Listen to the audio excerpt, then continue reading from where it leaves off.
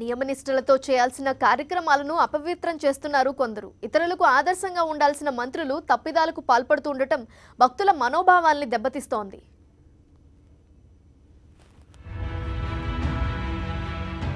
వివాదాస్పదమైన మంత్రి కామినేని వ్యవహారం.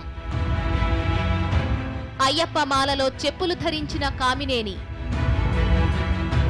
చెప్పులతోనే ఇరుముడి, చెప్పులతోనే డోలీలో సన్నిధానానికి ప్రయాణం. మంత్రి తీరుపై సోషల్ మీడియాలో తీవ్ర విమర్శలు.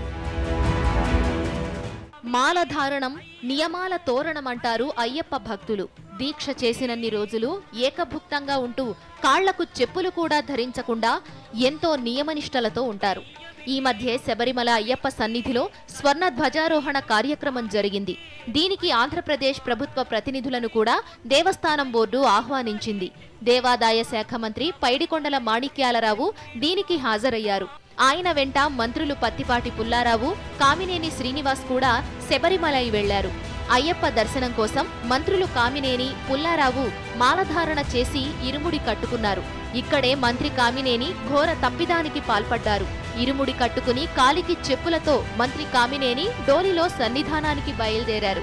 ఈ ఫోటోలు ఇప్పుడు సోషల్ మీడియాలో దుమారో రేపుతున్నాయి.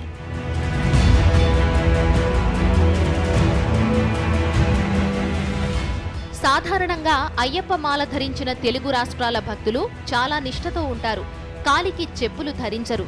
అలాంటిది మంత్రి కామినేని సన్నిధానానికి చెప్పులతో వెళ్లడంపై విమర్శలు వెల్లువెత్తుతున్నాయి. పైగా కామినేని శ్రీనివాస్ బీజేపీ నుంచి ప్రాతినిధ్యం వహిస్తున్న మంత్రి కావడం విశేషం.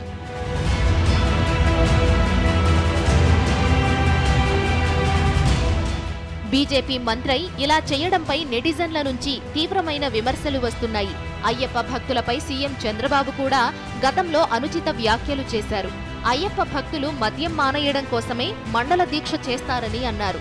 అంతేకాదు ఇటీవల ప్రతి శంకుస్థాపన పూజలకు ముఖ్యమంత్రి బూట్లు ధరించే వస్తున్నారు.